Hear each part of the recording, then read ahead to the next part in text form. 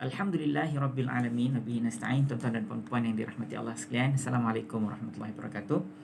Hari ini kita akan sambung lagi pengajian kita, ya. Kita masih lagi membahaskan tentang isim dan jenis-jenisnya yang tuan-tuan akan jumpa dalam Al-Quran, ya. Seperti mana yang saya selalu sebut, kalau tuan-tuan buka diagram teknikal kita kan, diagram nombor 4, buka diagram nombor 4, dia punya tulisan dia warna biru.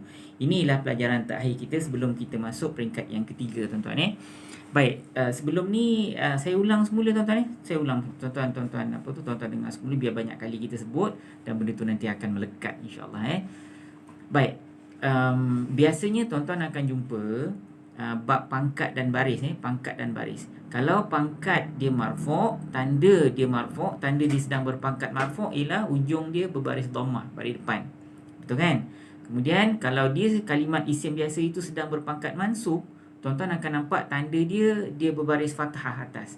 Dan kalau kalimat itu sedang berpangkat majrur, ya, tanda dia majrur ialah ujung dia berbaris bawah ataupun kasrah. Tuan-tuan jangan campur tau, apa nama pangkat, apa nama baris. Ya, marfu' nama pangkat, dhammah nama baris. Ya, mansub nama pangkat, fathah nama baris. Majrur nama pangkat, kasrah nama baris. Jadi nama pangkat dengan nama baris tu tuan-tuan mesti kena tahu, sebab itu penting untuk kita masuk pada peringkat pada peringkat yang ketiga nanti. Sebab nanti saya tanya apa pangkat dia, tuan-tuan akan kata mansub. Mana tanda dia? Kalau jamak mudzakkar salim, tanda dia ya, bukan tanda dia fathah. Ingat tak kita pernah belajar? Okay, dengar saya ulang, tuan-tuan.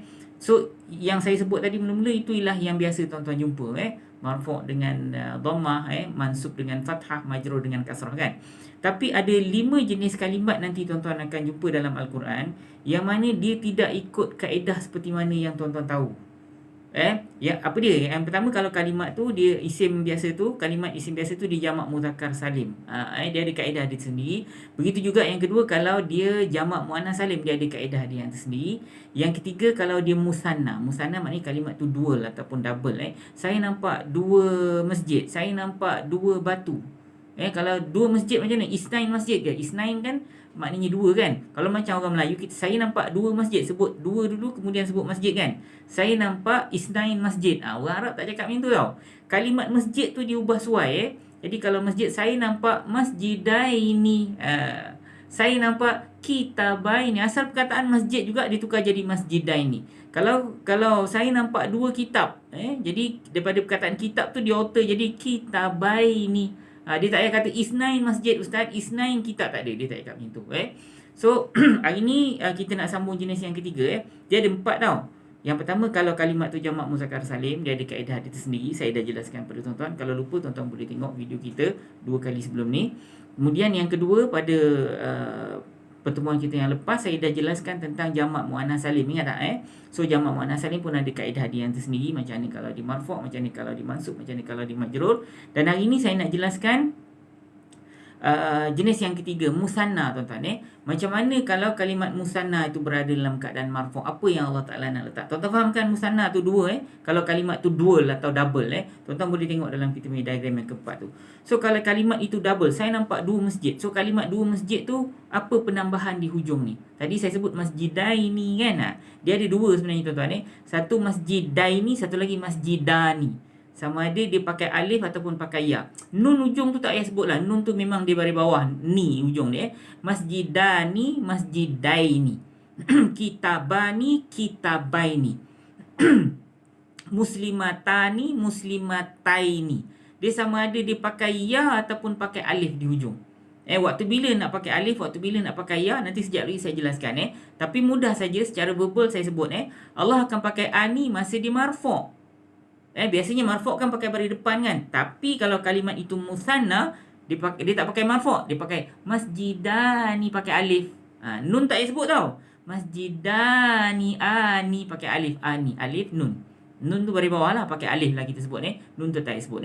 Tapi kalau dia berada dalam keadaan mansub dan majrur, Allah pakai ya nun, aini. Tadi ani kan, ni aini. Masjidaini, kitabaini. Tadi kitabani, masjidani. Sekarang masjidaini, kitabaini. Pakai pakai ya pula tuan-tuan. Nun jangan sebut sebab nun tu di ujung, dia memang nun tu akan beri bawah lah. So tak payah bahas. So kita bahas kali huruf sebelum nun tu. Sama ada pakai alif ataupun pakai ya. Tuan-tuan boleh So hari ni sekarang soalan kuis kita ada di ayat yang ke surah Ar-Rahman Surah Ar-Rahman, kalau tak silap saya ayat yang ke apa?